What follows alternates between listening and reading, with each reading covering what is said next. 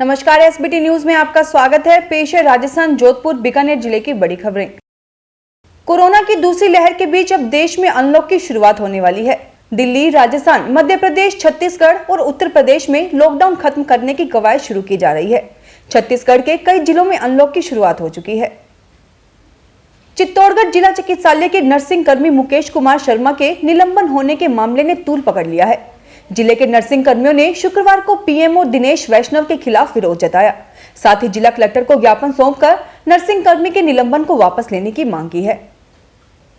सवाई माधोपुर जिले में शुक्रवार को प्रशासन की ओर से कोरोना संक्रमण के प्रसार को रोकने के लिए लागू त्रिस्तरीय जन अनुशासन लॉकडाउन में अनुमत गतिविधियों के तहत किराना, फल, सब्जी, दूध डेयरी, दवाई की निर्धारित समय तक खुली दुकानों के मालिकों की रैंडम सैंपलिंग करवाई गई।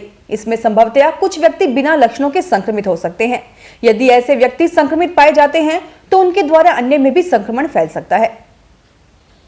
राजस्थान में कोरोना का संक्रमण अब काबू में आ रहा है। राज्य में शुक्रवार को 2648 नए केस मिले हैं, जबकि 11177 मरीज रिकवर हुए।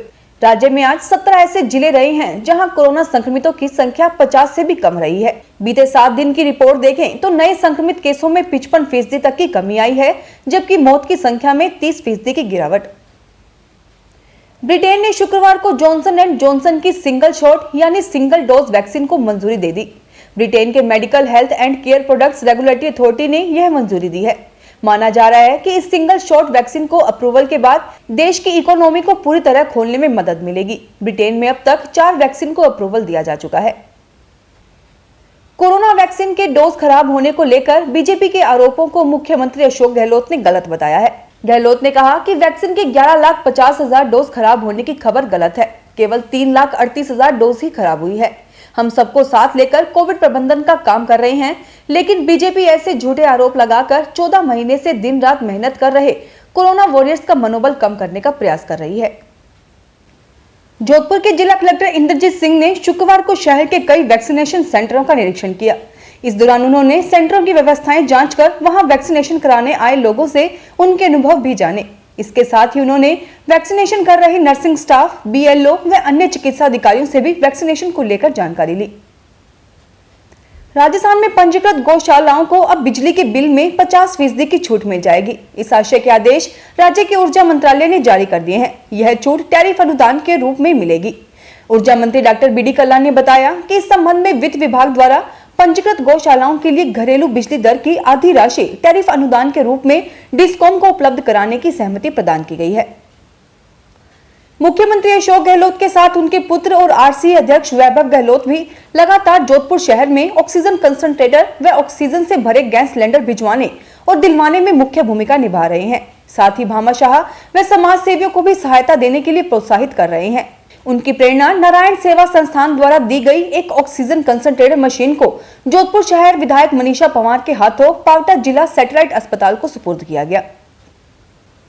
बीकानेर में कोरोना रोगियों की संख्या में लगातार कमी आ रही है। पिछले 1.5 महीने में पहली बार पॉजिटिव का आंकड़ा 110 तक सीमित हो गया है। यहां तक कि टेस्ट भी अब कम हो गए हैं। त्रिस्तरीय जन अनुशासन लॉकडाउन की गाइडलाइन की पालना नहीं करने वालों के खिलाफ जोधपुर जॉइंट एनफोर्समेंट टीम उत्तर का अभियान शुक्रवार को भी जारी रहा। टीम ने 4 और प्रतिष्ठानों को सीज किया। साथ ही 17 लोगों के चालान काटकर 4,300 रुपए का जुर्माना वसूला। एशिया की सबसे बड़ी ऊन मंडी बीकानेर एक बार फिर कोरोना की चपेट में है। करीब 500 करोड़ रुपए का ये बिजनेस कोविड की पहली लहर के बाद कुछ संभला, लेकिन दूसरी लहर ने इसे भारी नुकसान पहुंचाया है। अब तो हालात ये हैं कि बड़ी संख्या में मजदूर भी अपने गांव लौटने लगे हैं। तीसरी लहर की आशंका के बीच मजदूर हाल फिलहाल बीकानेर में रुकने को तैयार नहीं है। बीकानेर में भेड़ से ऊन निकालने और इसके बाद धागा बनाने का काम होता है। इसके अलावा धागे से गलीचा बनाने का काम भी होता है। जोधपुर में पावटा चौराहे पर शुक्रवार को स्कूटी पर जा रहे दंपति को एक कार ने पीछे से टक्कर मार दी। टक्कर से नीचे गिरते ही महिला बेहोश हो गई, जबकि उसके पति को भी चोट आई। उनकी स्कूटी के पीछे आ रहे पुलिस के एएसआई मूल सिंह ने अपनी बाइक को रोक तुरंत दोनों घायलों को संभाला। इसके बाद वे एक ऑटो में अस्पताल में लेकर गए।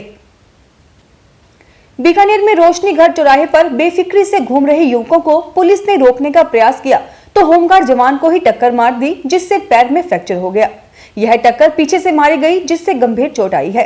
कोटगेट थाना इलाके के रोशनीगढ़ चौराहे पर होमगार्ड यशवर्धन सिंह ड्यूटी पर तैनात था। इस दौरान एक बाइक सवार को रोकने का प्रयास किया। होमगार्ड को देखकर बाइक सवार ने गाड़ी धीमी करने की बजाय तेज कर दी। केरल के रास्ते भारत में प्रवेश करने वाला मानसून 20 जून के आसपास ही राजस्थान में प्रवेश करेगा।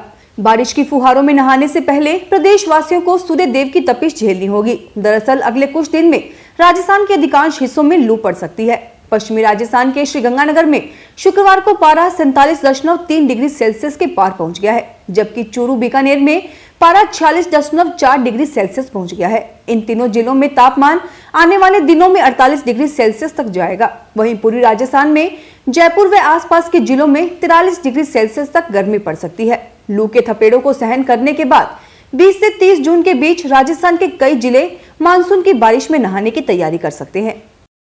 फिलहाल इस बुलेटिन में इतना ही, फिर हाजिर होंगे और बड़ी खबरों के साथ। SBT न्यूज के वीडियो देखने के लिए हमारे चैनल को सब्सक्राइब करें और नोटिफिकेशन पाने के लिए बेल आइकन को प्रेस करें।